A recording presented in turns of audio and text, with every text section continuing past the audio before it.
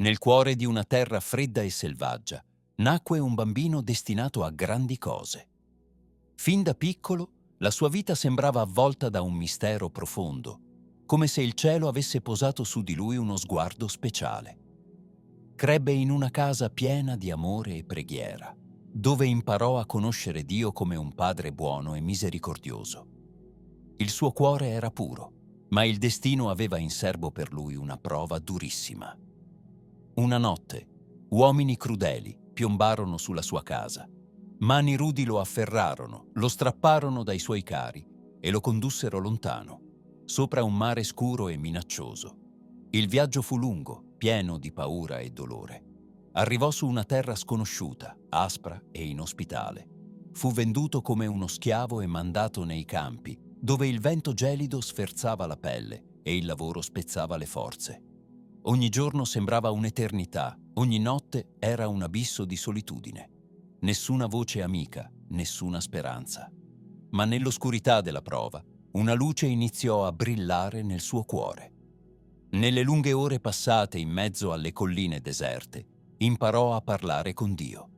Le preghiere divennero il suo conforto, il suo rifugio. La sua anima si rafforzava, mentre il corpo soffriva. Il dolore non lo distrusse, ma lo rese più forte, più vicino al cielo. Dopo anni di sofferenza, una notte udì una voce nel silenzio, una voce che parlava al suo cuore, dolce come un soffio di vento. Gli diceva di fuggire, di cercare una nave che lo avrebbe riportato a casa.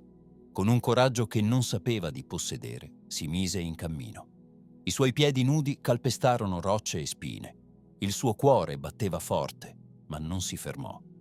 Raggiunse il mare e trovò la nave. Nessuno voleva accoglierlo a bordo, ma quando tutto sembrava perduto, il capitano cambiò idea. Il viaggio fu lungo e pieno di insidie, ma alla fine ritrovò la terra dove era nato. Tornò fra i suoi cari, ma il suo cuore non apparteneva più a quella vita serena.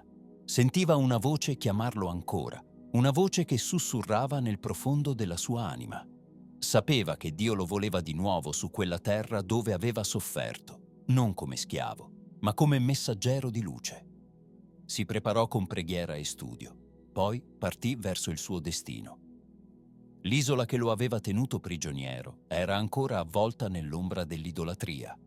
Cuori induriti, animi diffidenti, superstizioni che incatenavano le persone a paure antiche. Lui non si lasciò spaventare. Camminò per valli e monti, parlò con saggezza e dolcezza, mostrò con miracoli la potenza della verità. Il fuoco della sua fede incendiava le anime, i cuori si aprivano, le mani si tendevano, le voci iniziavano a lodare il vero Dio. Molti tentarono di fermarlo. Fu imprigionato, minacciato, insultato, ma nulla poteva spezzare il suo spirito. Offriva ogni sofferenza come un dono, desiderando solo di servire il cielo. E ogni volta che cadeva si rialzava più forte.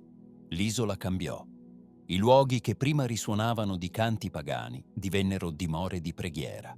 Sorgenti battesimali, chiese umili ma luminose, giovani che sceglievano di consacrarsi a Dio. Non fu solo una conversione, ma una trasformazione profonda, un miracolo che solo l'amore può compiere. Passarono anni di fatiche e sacrifici, ma lui non smise mai di servire. Quando la vecchiaia bussò alla sua porta, non chiese riposo. Scrisse le sue memorie, perché nessuno dimenticasse le meraviglie compiute dal Signore. Poi, sentendo che il suo tempo stava per finire, si ritirò in preghiera. Non temeva la morte. Il suo cuore era pronto, come il viaggiatore che vede la riva dopo una lunga traversata. Il giorno in cui chiuse gli occhi per sempre, l'isola si fermò. Un silenzio sacro avvolse le terre che lui aveva percorso, come se la natura stessa volesse rendergli onore. Ma non fu un addio. Il suo spirito rimase lì, nei canti della gente, nelle preghiere sussurrate al vento, nelle fiamme che ardevano sugli altari. Da quel giorno la sua memoria non smise di vivere. Il popolo che lui aveva amato continuò a custodire la sua eredità. Il suo nome divenne luce nelle tempeste, speranza nei giorni bui, forza nei tempi difficili. Ancora oggi, ogni cuore che lo invoca sente la sua presenza, come un amico che non abbandona mai.